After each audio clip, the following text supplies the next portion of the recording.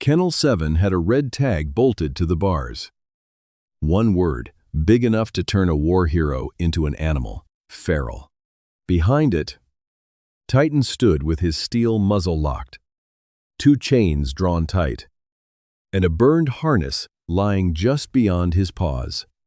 The Marine K9 did not bark.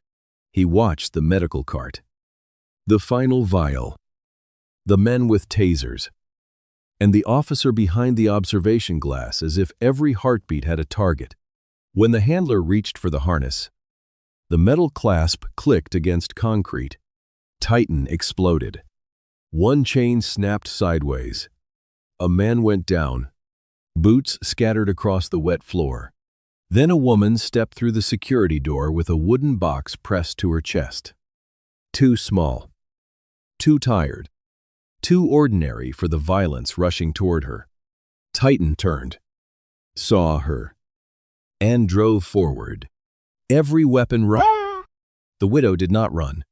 She opened the box.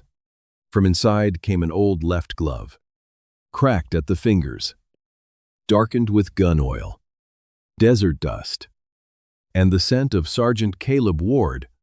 Titan's body stopped before his rage did. His front paws scraped the floor. The charge died unfinished in his shoulders. His ears lifted. His breath shook. The corridor fell silent. His eyes moved past Emily and locked on Major Pike. Stay with this story. And consider subscribing. Because what Titan remembered next would expose why a loyal K9 had been renamed, condemned, and nearly erased before the widow ever learned the truth herself. Earlier that morning, Emily Ward found the anonymous envelope wedged beneath the loose brick on her front step, where rain had soaked the edges but spared the single page inside. It was not a letter of comfort, not a condolence card, not one more piece of mail addressed to the wife of a dead Marine. It was a copied euthanasia order for a Marine K9 listed as Rex, scheduled for 5 that evening, with a small note beneath the date saying that if Emily still had Caleb's left glove, she needed to come before the base made its final mistake. Emily read the name Rex 3 times at her kitchen table, while dawn pushed gray light across Caleb's untouched coffee mug. Her husband had never called his dog that. Not in training videos. Not during short calls from deployment. Not even in the private jokes he sent when the war allowed him 30 seconds to sound human again. The dog was Titan, the dark Belgian Malinois who slept across their bedroom doorway on home leave, who followed Caleb from sink to garage to backyard, who understood the tiny 2-finger touch Caleb called the way home. By 7, Emily had buckled the wooden box into the passenger seat of her old blue sedan and driven toward Camp Roslyn with both hands tight on the wheel. She passed the laundry where she pressed uniforms through midnight shifts, folding crisp sleeves for other men, while Caleb's dress blues remained in her closet under plastic. Too sacred to touch and too painful to give away. At the East Gate, the young guard took her expired dependent card and studied her face with the helpless politeness of someone trained to deny grief by procedure. A second guard searched the vehicle, found the box, and asked whether it contained anything dangerous, as if an old glove could threaten a place built of fences, cameras, and weapons. Emily was sent to the visitor office, where a clerk typed her name and frowned at the screen before lowering her voice into the soft tone reserved for closed doors. In the system, Emily Ward had no active access, no claimant status, and no remaining connection to any military working dog assigned to Sergeant Caleb Ward. Worse, a scanned document claimed she had surrendered all property rights after the funeral, including personal gear, mission equipment, and any animal attached to Caleb's final deployment. The signature looked close enough to fool strangers. But Emily knew the curve of her own name the way widows learn every surviving detail. The last stroke bent too sharply. The middle initial sat too military neat, and the pressure carried the hesitation of someone copying rather than remembering. Before she could demand a copy, Major Harlan Pike appeared with a red-tabbed folder tucked beneath one arm and the calm expression of a man who believed records could outlive truth. He did not shout, because men like Pike rarely needed volume when rank. Glass doors and official language already stood between them and anyone powerless. He explained through procedure that Rex had failed rehabilitation, posed unacceptable risk to personnel, and could not be released to civilians under any circumstance. Emily noticed that he looked at the wooden box more often than he looked toward the kennel yard. That small fear, hidden under polished command, steadied her more than kindness would have. She told the clerk the dog was not Rex, and several Marines exchanged the careful glance people get a woman they believe has been grieving too long. No one knew that Caleb had left her more than memories. In his last video, recorded under a desert sky gone orange with dust, he had touched two gloved fingers to Titan's forehead and shown her the signal that meant, "Stop fighting and come back home." He had smiled afterward, tired and thinner than he admitted, and told her without saying the dangerous parts that if anything ever happened, Titan would remember what people tried to forget. By the time Pike ordered her taken to the observation corridor for closure, Emily understood the folder was not protecting anyone. It was building a cage around Titan before anyone could call him by name. From the observation corridor, Emily saw the dog they called Rex before she understood the case against him. Kennel 7 sat beyond a thick viewing pane, washed in white light, with Titan pacing a narrow path from the back wall to a burned harness folded near the drain. He did not throw himself at the bars. He did not bark at every moving shadow. He moved with the terrible discipline of an exhausted soldier guarding one last position. The red-tabbed folder in Major Pike's hand seemed designed to bury that discipline beneath colder words, severe aggression. Failed rehabilitation. Disposal recommended. By one.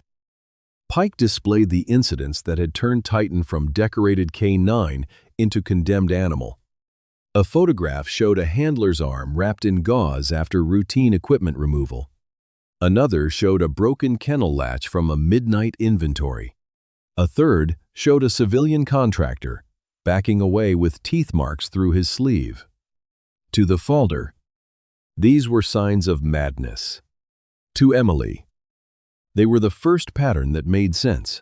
Each injury began when someone reached for Caleb's things: the harness, the deployment crate, the sealed gear bag. Titan was not choosing random targets. He was guarding relics. The older pages were harder for Pike to hide because the computer archive loaded them in chronological order. Before the red warnings came citations, photographs, and medical notes Pike scrolled past too quickly. Emily caught enough to feel the injustice sharpen. Titan had detected an explosive beneath a field clinic before 6 Marines entered. He had dragged Caleb across open ground after shrapnel tore through his vest. He had stayed beside a wounded corporal until the medevac arrived, refusing food, water, and evacuation until the man was lifted first. The dog in those records was not feral. He was faithful. Then, the dates began to betray the file. Emily saw the reassignment order near the middle of the screen. Not bold, not highlighted, almost buried under transfer language. It claimed Titan had been removed from Caleb's control 2 days before the ambush that killed him and renamed Rex before medical confirmation of Caleb's death. The room kept breathing. But Emily felt time stop.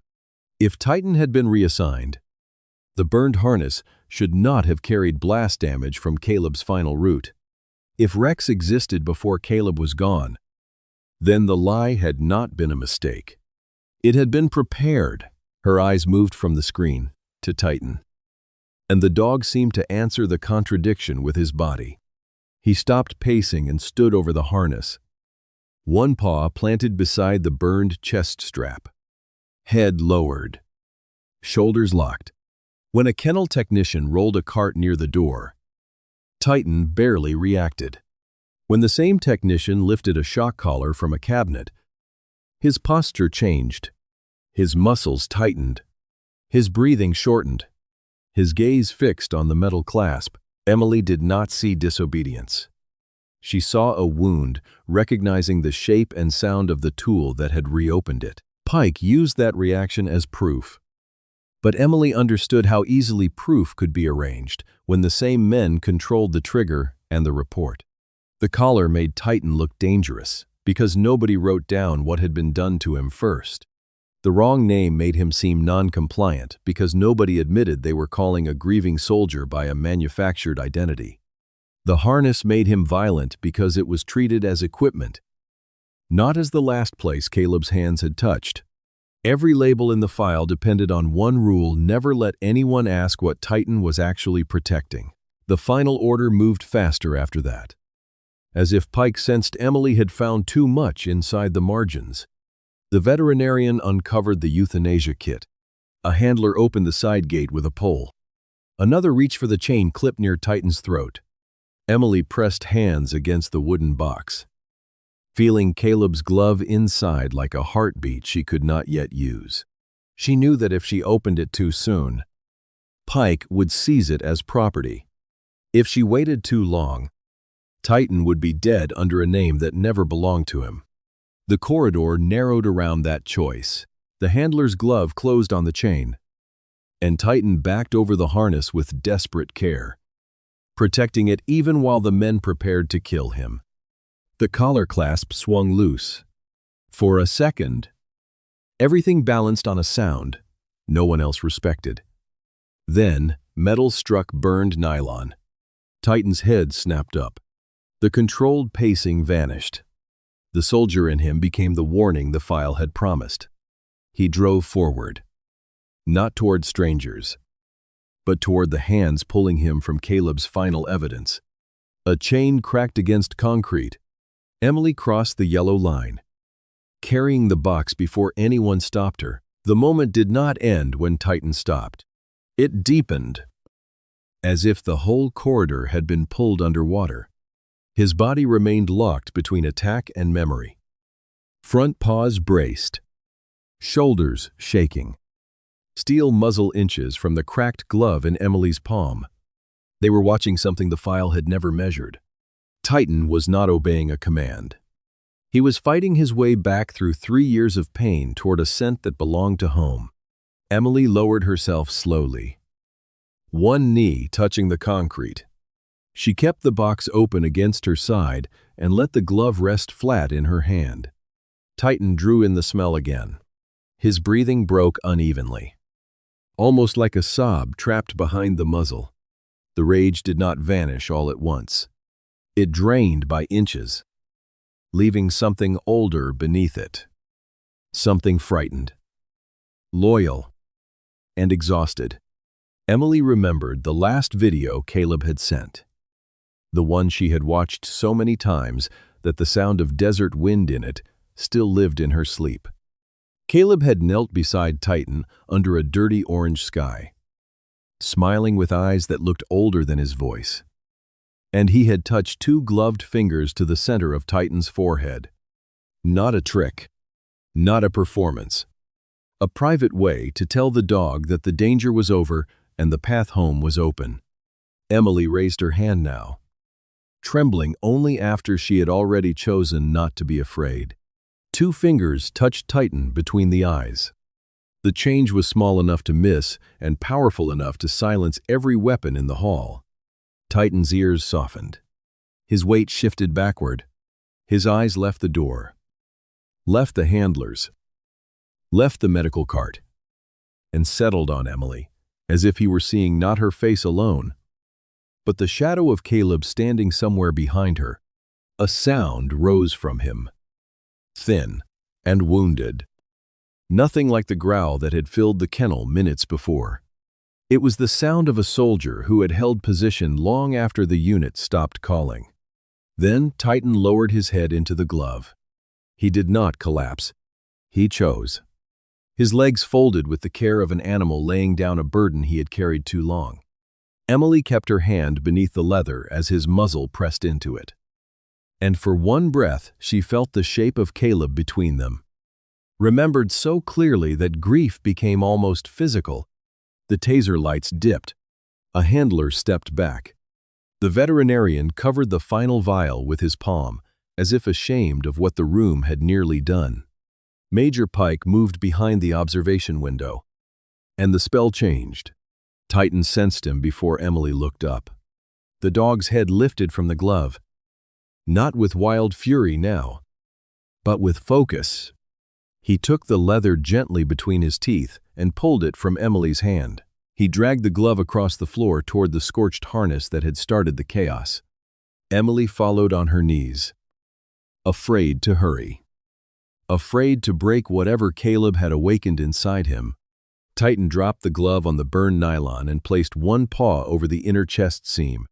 Not near it. Not by accident. Directly on it. His claws pressed into a line of stitching darker than the rest. A repair too uneven for military issue and too careful to be damage. Emily leaned closer and saw where someone had opened the lining and sewn it shut again by hand. Titan looked from the seam to Emily. Then toward the glass where Pike had gone still. That was when the corridor understood. The glove had not merely calmed a dangerous dog. It had unlocked the final instruction Caleb had left in him. Titan had not been guarding gear because he was broken. He had been guarding a message hidden where only loyalty would keep it safe. Emily placed one hand on Titan's neck and the other over the stitched seam, feeling his pulse hammer beneath scarred fur.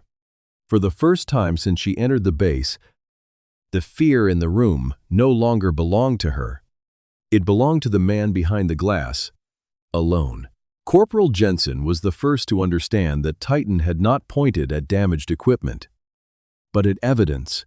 He had been standing behind Major Pike, young enough to still believe a clean uniform meant clean hands, until the officer's sudden fear made that belief crack. Pike reached for the door control, not like a commander protecting procedure, but like a man trying to stop a grave from opening. Jensen stepped in front of him before courage had time to become a decision, blocking the panel with his shoulder while the corridor held its breath. Emily knelt beside the scorched harness with Titan pressed against her hip, his body still trembling. His eyes fixed on Pike through the thick observation pane. The glove lay between Titan's paws, and he guarded it with a gentleness more damning than any bite in the file. A veterinarian, shaken by what he had almost done, turned the corridor camera toward the floor, making the discovery part of the record before rank could swallow it. Emily hooked a fingernail under the uneven stitching and pulled carefully, because the harness felt less like gear than the last rib cage of her husband's final mission. The thread snapped one dark loop at a time. Inside the lining, wrapped in waterproof gauze hardened by old blood, was a memory card smaller than a postage stamp and a folded scrap marked with Caleb's unit symbol. Nobody moved when Emily lifted them into the camera's view. The room had spent all afternoon studying Titan as a threat. But now the condemned dog had delivered a witness no human could intimidate. The archive terminal accepted the card on the second try. After a kennel technician wiped dust from the contacts with the sleeve of her own uniform, Pike kept insisting on chain of custody. But his voice had lost the smooth weight that made obedience automatic. Jensen sealed the harness bag, then stood beside Emily rather than beside command. That small choice changed the shape of the corridor. The first seconds of video were darkness and static. Titan's breathing loud against the microphone. Caleb's gloved hand moving across the lens to steady the camera. Then, the timestamp appeared. And every official document in Pike's folder began to die. The footage came from the night Caleb was killed. 2 days after the report claimed Titan had already been reassigned. Renamed. and removed from Caleb's control. Emily felt the lie turn physical in her chest. Titan had been there. The dog had never abandoned Caleb. And Caleb had never sent him away. The screen showed a desert road under night vision, pale and grainy, with Titan moving low ahead of the patrol. Caleb's voice crackled in clipped breaths. Calm enough to lead, tired enough to be human. As the camera swept past a ruined clinic and a dry culvert, then Titan stopped. The lens dipped behind a broken wall, catching shapes beside an unmarked truck where no friendly vehicle should have been. A contractor unfolded a map. Major Pike stood across from him without a helmet. Younger, cleaner, unmistakable.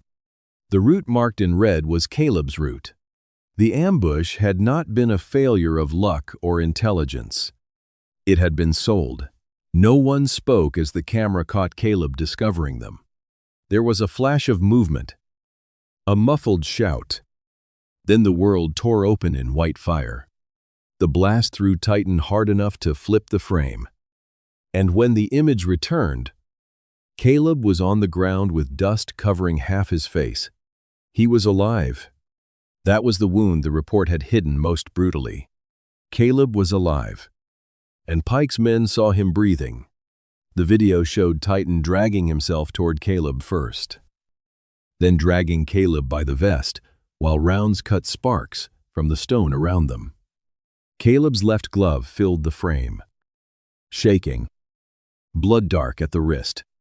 He touched 2 fingers to Titan's forehead. Emily knew that signal before the footage explained it. It meant the fight was over. It meant, go home.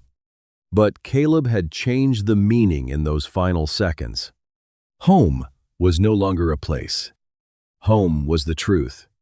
With a knife pulled from his vest, Caleb opened the lining of Titan's harness and forced the card inside, while Titan fought to stay beside him. The dog refused once.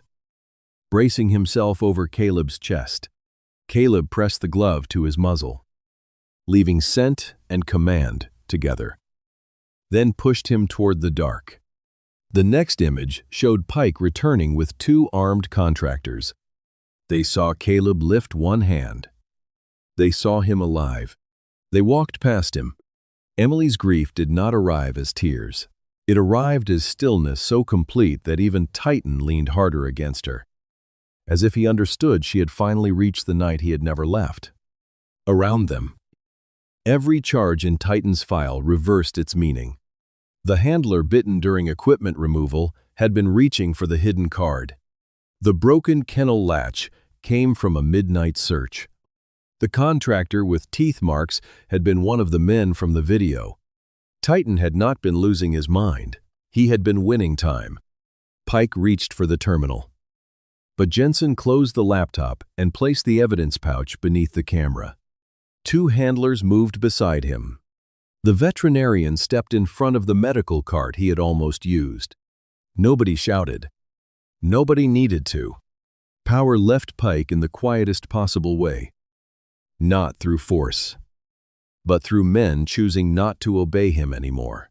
The kennel technician opened Titan's active file and typed his true name into the record while everyone watched.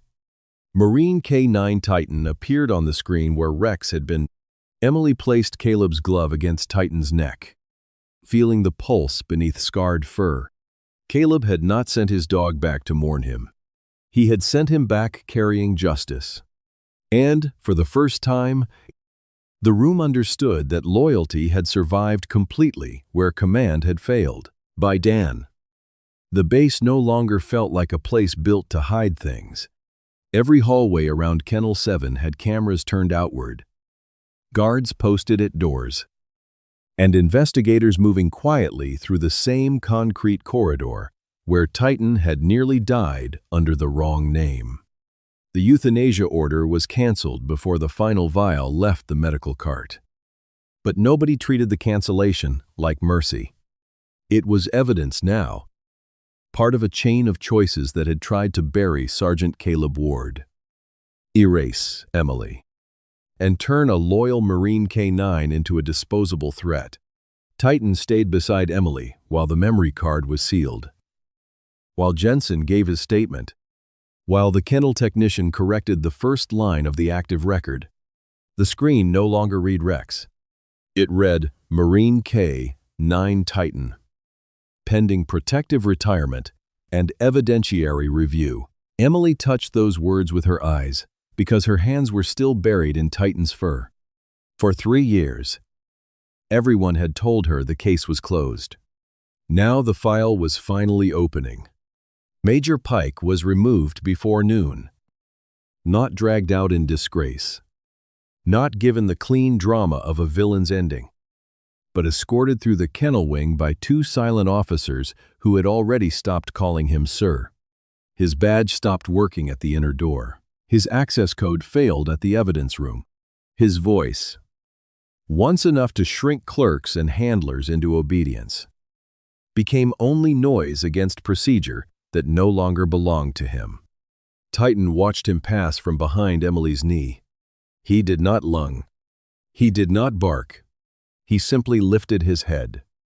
And Pike looked away first. That quiet surrender did more than teeth ever could. It showed every person in that corridor that Titan had known the enemy from the beginning, and that the humans had needed a dead man's glove to catch up. The investigation spread quickly beyond one officer. Contract records were frozen.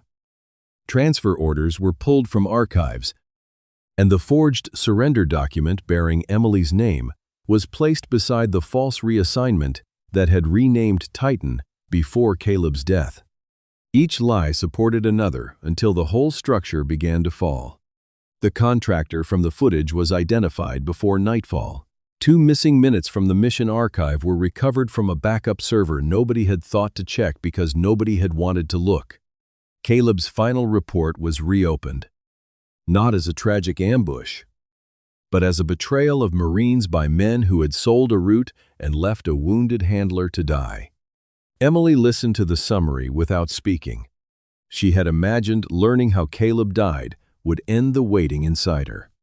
Instead, it gave the waiting a name, and that name was Justice. Late that afternoon, an old kennel caretaker named Raymond Cole asked to see her by the exercise yard. He wore gray coveralls and carried guilt like something too heavy for his thin shoulders. Raymond confessed that he had sent the anonymous envelope. For 3 years, he had fed Titan after midnight, cleaned blood from bars, and listened to the dog whine whenever helicopters crossed the training field. He had watched men search Caleb's gear after lights out. He had seen Titan sleep only when the burned harness stayed within reach. Once, Raymond tried to report it, and the next day his pension review was threatened. His grandson's base job mentioned with a smile. His silence purchased with fear. He had no rank, no lawyer, and no way to fight Pike openly. So he waited until the final order, then sent for the one person Titan would still believe. Emily did not forgive him easily, but she understood what fear did to ordinary people when powerful men learned their weak spots. She placed Caleb's glove in Raymond's hands for a moment, and Titan stepped close enough to press his nose against the old man's knee. Raymond covered his face, and Emily let him cry without making it holy. What he had done was late, but it had mattered. Sometimes courage did not arrive with medals or speeches. Sometimes it arrived as a damp envelope under a loose brick, delivered just before the last door closed. 3 weeks later, the K-9 yard held a small memorial under a clean American sky. There was no parade, no television crew, no attempt to make grief shine. Marines stood in quiet rows while Caleb's corrected citation was read into the record. It named him as the handler who uncovered the betrayal. It named Titan as the Marine K-9 who carried the evidence under fire and protected it through years of punishment. Emily stood with Caleb's folded flag against her chest, while Titan sat unmuzzled at her left side. When the speaker said Titan's true name, the dog leaned into Emily's leg, and the whole yard seemed to breathe out. That evening, Emily drove him home in the old blue sedan. Titan stepped through Caleb's doorway, touched the boots beside the wall, then carried the glove beneath the framed photograph in the hall. When night settled, he slept at Emily's feet, one paw on the leather, no longer guarding a secret alone. If Titan's loyalty stayed with you, thank you for listening to his story. Leave a comment for the K9/Who Remember. Share this with someone who honors them. And subscribe so the next story can find you again next time.